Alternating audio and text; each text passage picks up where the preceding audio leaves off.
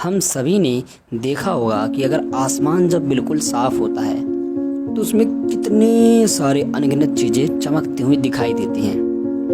और शाम के बाद जैसे जैसे रात होती जाती है इन चीज़ों की संख्या आसमान में बढ़ती ही जाती है और यह देखने में बेहद खूबसूरत लगता है।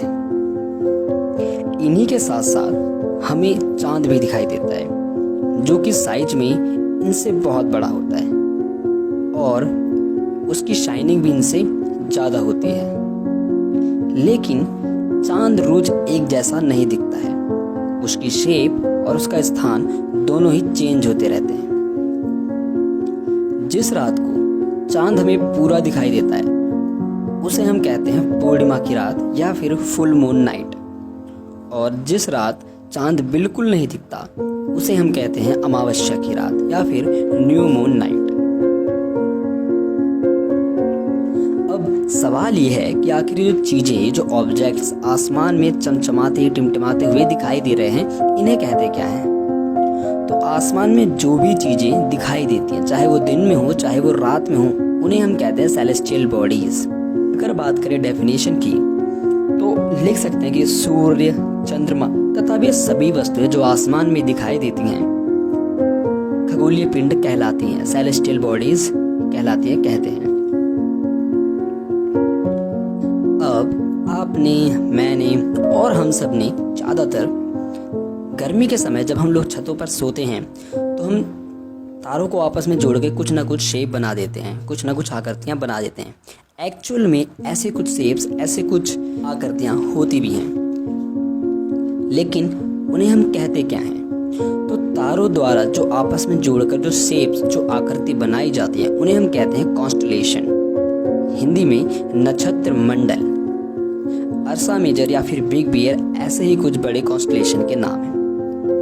और सप्तऋषि ये भी एक कॉन्स्टलेशन है जो इन्हीं अर्सा मेजर का पार्ट है और ये आसानी से दिखा भी जा सकता है। तो कुछ सेलेस्टियल बॉडीज ऐसी होती हैं जो कि साइज में बहुत बड़ी होती हैं, उनके पास अपनी हीट होती है, उनके पास अपनी लाइट होती है और वो गर्म गैसों से, हॉट गैसेस से मिलकर बनी होती हैं। तो ऐसी सेलेस्टियल बॉडीज को हम स्टार कहते हैं। जैसे कि हमारा सन के पास हीट है ना, हमें मिलती है, उसके पास लाइट है और वो हॉट गैसेस से मिलकर बना है, तो वो एक स्टार है। और कुछ सेलेस्टियल बॉडीज ऐसी होती हैं जिनके पास अपनी लाइट नहीं होती, अपनी हीट नहीं होती और वो साइज में बहुत छोटी होती हैं। जैसे कि हमारे सभी प्लैनेट्स, इनके पास अपनी हीट भी नहीं है और अपनी लाइट भी नहीं है, ये सिर्फ और सिर्फ सन की लाइट से ही शाइन करते हैं। आसमान में दिखने वाली एक चीज और है चांद। तो क्या ये भी प्लैनेट है? नो, बिल्कुल नहीं। देखो, प्लैनेट वो होते हैं जो सन के अराउंड घूमते हैं, यानी कि जो सूरज के चक्कर लगाते हैं, वो होते हैं प्लैनेट्स। और जो किसी प्लैनेट के चक्कर लगाते हैं उन्हें हम कहते हैं सैटेलाइट्स। यानी कि हमारा जो मून है वो भी एक सैटेलाइट है, उपग्रह है। क्लियर? देखो एक बार और, जो सन के अराउंड चक्कर लगाते हैं वो प्लैनेट्स और जो प्लैनेट्स के चक्कर लगाते हैं वो सैटेलाइट्स। चलो अब आगे बढ़ते हैं। अब नेक्स्ट है हमारा सौर मंडल, सोलर सिस्टम। सोलर सिस्टम, सूर्य, 8 ग्रह, उपग्रह, कुछ अन्य खगोलीय पिंड एवं उल्का पिंड मिलकर सौर मंडल का निर्माण करते हैं और इन सब का मुखिया सूर्य होता है। सूर्य सौरमंडल के केंद्र में स्थित है। ये बहुत बड़ा है, इसके पास अपनी हीट है, अपनी लाइट है और ये गर्म गैसों से मिलकर बना है। इसका खिंचाव बल इतना ज़्यादा होता है कि सभी प्लैनेट्स सौरमंडल में बंधे हुए रहते हैं। हमारे सोलर सिस्टम में लाइट और हीट का सिर्फ एकमात्र सोर्स है और वो है हमारा सन।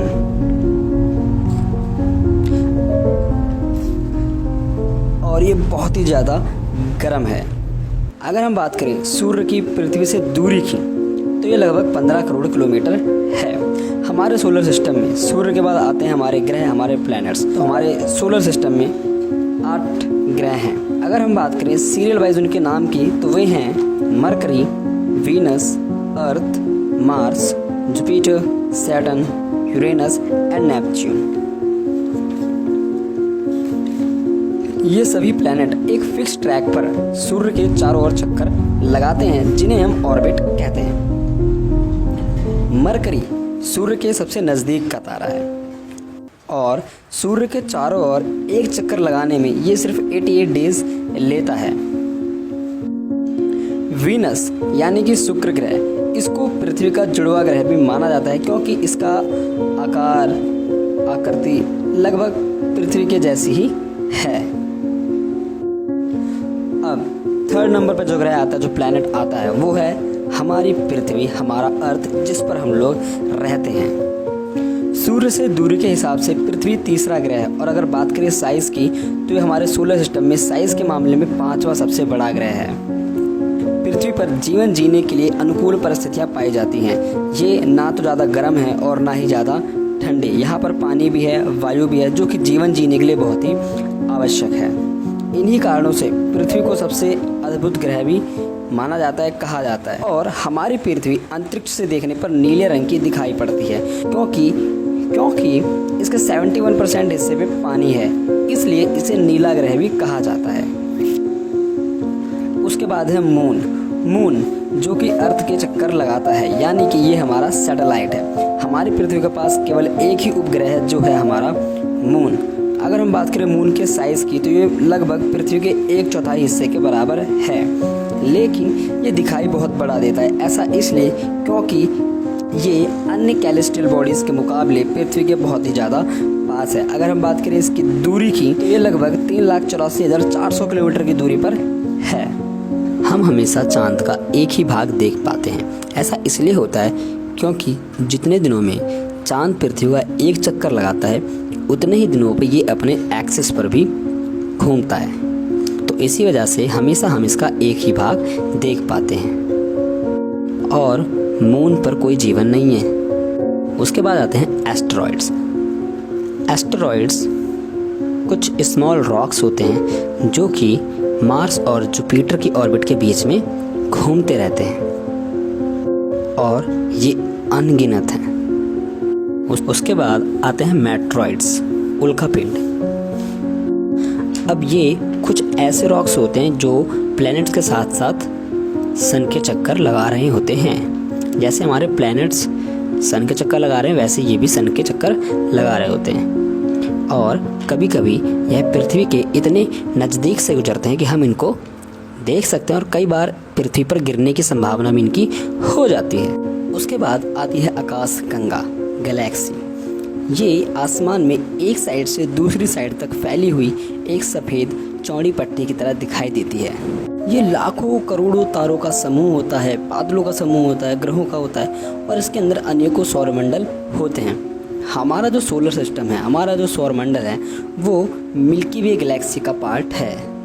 उसके बाद आता है यूनिवर्स, ब्रह्मांड। ब्रह्मांड में लाखों करोड़ों मिलियंस आकाश गंगाएं होती हैं। ये बहुत ही बड़ा होता है, जिसके बारे में हम सोच भी नहीं सकते हैं। ये बिल्कुल हमारी कल्पना से परे है। If you enjoy the video, so like, comment and do subscribe our YT channel, Apna Learning Room, and share the video